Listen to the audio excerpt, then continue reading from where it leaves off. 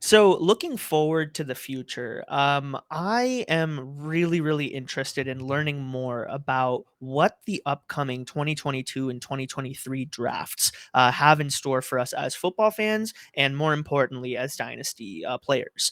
We just finished our first weekend of college football, and we've already seen a lot of different narratives get confirmed, get denied, get shaken up, all of those types of things. And so I'd like to just start off by asking you about the QB1 in the 2022 draft. We saw, a lot of hype around Spencer Rattler. We saw a lot of hype around Sam Howell. Both of those guys looked pretty shaky this weekend. And then we see Yeah. Carson Strong play really well for Nevada against Cal. We saw him make a lot of NFL type throws. Is he the front runner for QB1, or is it the Ole Miss guy who was playing tonight? Yeah, Matt Coral. Yeah, it's the Wild West out there as far as quarterbacks go this year.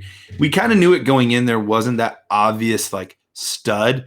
My favorite coming in was Sam Howell. Didn't love how he looked this past week. He's had some ups and downs, and maybe I secretly like him because he reminds me of Baker Mayfield because they look exactly alike. But he is. I think he's a talented quarterback. He doesn't have the same upside that some of the other players have. Spencer Rattler, a little more athletic than Sam Howell is.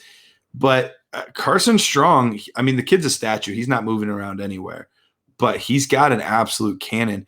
But there's other guys in this class too that could absolutely throw their name in the ring too. One of the ones that I've been keeping an eye on for a while, and I've tweeted a little bit about him, probably not as much as I should.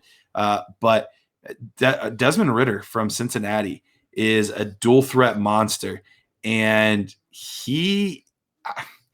the more I watch him, I've seen him develop over the years from just a fantastic athlete into a legitimate passer. And we've seen these dual threat quarterbacks, we talked about at the beginning of the show, have more and more success over the years. So he's a guy that I wouldn't sleep on, potentially being, a guy that ascends in the class and takes a shot at that number one overall quarterback spot. But even Slovis from USC is another guy, another one that's not overly athletic, but could easily be part of the conversation. Malik Willis from Liberty is another fantastic athlete, but small school. How does that all play out? So it's kind of weird to have 3, 4, 5 guys in a class that all legitimately could end up being quarterback one.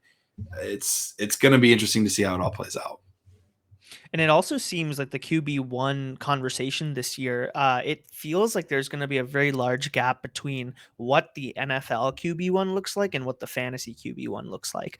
Because as you pointed out, there are a lot more statues, low running upside quarterbacks in the conversation these days, which is why I really, really like the fact that you picked out Desmond Ridder. Go Bearcats. I didn't even put that together with you being a Cincinnati guy. Yeah, that wasn't even intentional. I've been watching these Bearcats kind of they go up, and then they have that like peak season. And so like normally what we saw last year from Cincinnati, kind of hitting one of these New Year's Six Bowls, that's kind of what you'll see as the peak performance of a Cincinnati quarterback. But I've been hearing a lot about Desmond Ridder and his potential kind of between last year and this year to throw himself up into those top 3 quarterbacks. And what I love about that kid is that he has like he kind of feels like that Konami code guy that at the end of the year, like people are going to say, oh, well, we don't know about the strength of schedule. We don't know about the competition, the Trey Lance, Zach Wilson type of conversation. Mm-hmm. And Desmond Ridder could be that guy for this upcoming year. So I'm excited to keep watching what he does this season and see where that leads the conversation come January, February, March. Absolutely. The next position I want to go into is wide receiver. Now, this is another place where there's so many different camps about what makes a good wide receiver. We talked about that. And there are a lot of great candidates that are going to come out this year. We know guys like Chris Olave, who could have come out last year, will be a Mm-hmm. senior this year, and will definitely be coming out to the NFL. We have guys like Treylon Burks. We have guys like David Bell. We have guys like Garrett Wilson. Help me make sense of like what should I be looking for in this wide receiver class? Like who is going to be that alpha? So the tough part is the guy that I think was truly the front runner to be that guy in this class was George Pickens. And Mm, he's a wide receiver from Georgia, ended up being out for the season. So now that left us with I think the David. So you mentioned David Bell. I think David Bell is a solid player, but he doesn't have that athleticism, that elite upside that a lot of NFL teams are looking for. So I think it's very unlikely that he ends up being a first round selection. But all three of Treylon Burks, Garrett Wilson, and Chris Olave, I think all have legitimate shots to be in the round one conversation. Treylon Burks physically is very, very imposing. I mean, he's got the frame, he's got the ability. But we know the Razorback offense isn't known for its passing prowess typically. So there's not as much to go off of as opposed to guys like Chris Olave and Garrett Wilson who have been very successful passing offenses. If I had to rank those three today, it would go Garrett Wilson, Treylon Burks, then Chris Olave for me personally. But a lot can change, and we see every year a receiver or two that kind of comes out of the woodwork and really jumps up boards. A guy that's been kind of forgotten because he wasn't able to play last year because of his condition, Justin Ross. I mean, people were talking about Justin Ross as better than T. Higgins for a while there. And we'll see how all of this plays out with his health, if the medicals check out. But that's another guy that could end up rising up people's boards as well. So it's going to be interesting to see how all of these different players really play into this season. So it kind of seems that, across your, you mentioned that Devonta was higher for you than Jamar. And in this case, Chris Olave is in your top three kind of conversation, at least as of right now. It Yeah. seems that like the fact that they're seniors and the fact that maybe their breakout ages are a little bit higher doesn't impact, your assessment of those players. Is that fair to say? Yeah. I do think it's something to consider. I do think that that needs to be part of the conversation as to, why did they go back, or even more so. I think more so than the senior stuff. When we talk about breakout age, like why didn't some of these guys produce sooner than others did? Like Elijah Moore is a great example. Like I love Elijah Moore. He ended up coming out as a senior, but why didn't he produce sooner? Like, why did it take this long for us to see this Elijah Moore? And we still haven't seen him in an actual NFL game yet, so maybe he won't end up being that guy. We'll have to wait and see. But the opposite was also, or the same thing was true about Kadarius Toney. Kadarius Toney didn't prove anything until his senior year. Like, why did it take him so long? And he's had kind of the opposite narrative in camp where people are like not wanting to touch him with a 10-foot pole, and I can understand why. But yeah, so I think I tend to have that as part of the equation, but it's more of an afterthought of okay, let's actually break down what happened here.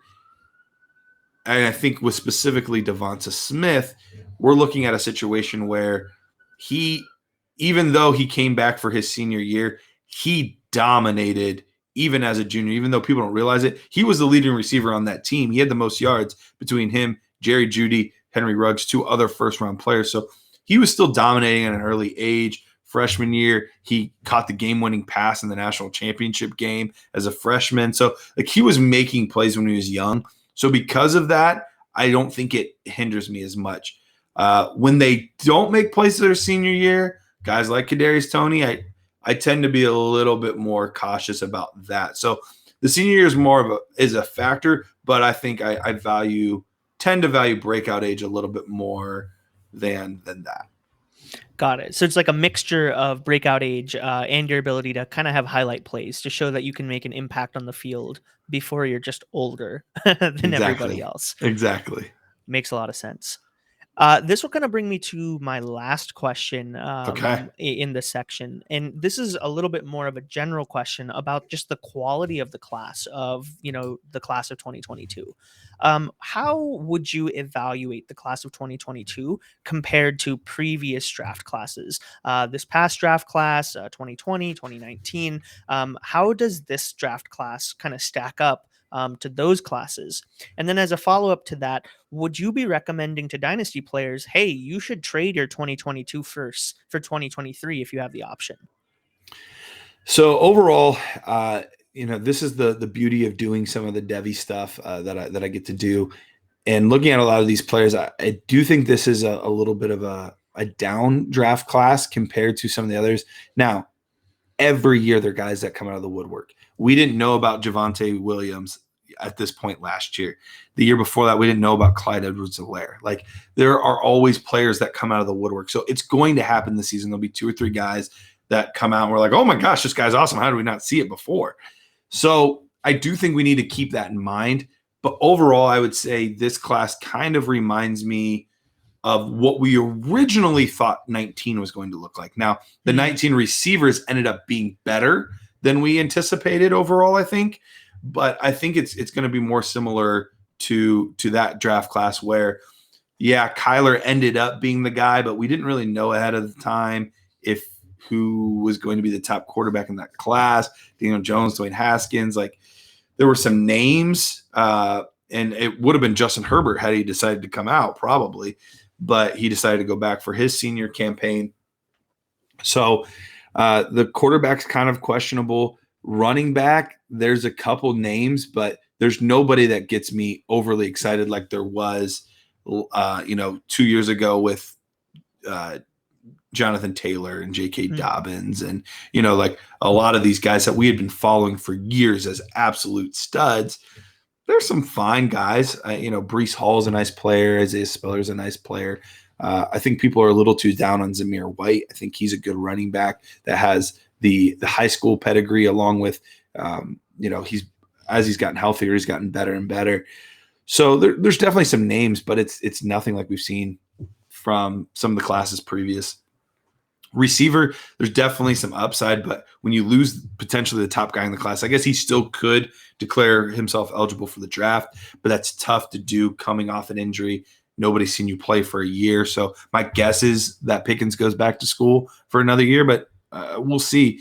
But when you lose the top receiving option right off the bat, most likely, that definitely hurts the overall strength of the class. So there's some good receivers, but at this point, I don't think it's an overly deep class at receiver. And there's hardly any tight ends. So, Charlie Kohler from Iowa State comes to mind, but Jeremy Ruckert from Ohio State, but it's not an amazing class for tight end either. So overall, it's very meh right now. If you're in rebuild, I would have no problem trading, to get into the 23 class instead. But overall, I don't like to make it a habit of valuing a following year's class better than this one, even though I know the specific players like Robinson and Gibbs and Tank Bigsby and like just all of these players, even Devin A-Chain, he's a young running back that's smaller, but he just looks explosive. Like there's just so many guys in that class that look awesome. But we also have to remember that 1, you're waiting an extra year for these guys to get there. And 2, there's nothing to say that what happened to George Pickens couldn't happen to some of the stars in that class, or they decide to come back for their senior year like Andrew Luck did, or, like there's always the chance that guys decide to, for whatever reason, don't end up being in that class. Justin Ross, we thought for sure that he would have been in last year's class. This year's class. Yeah, the one that's out right now. We thought for sure Justin Ross would be in there, but, that kind of stuff happens. So you just never really know how all of these things are going to pan out. So am I fine with it? Yes, but as a rule of principle, if I'm trading a 22 pick for a 23 pick, I want to get a little bit back with it because you do have to wait for that extra year, and there's still plenty of time for more unknowns to happen.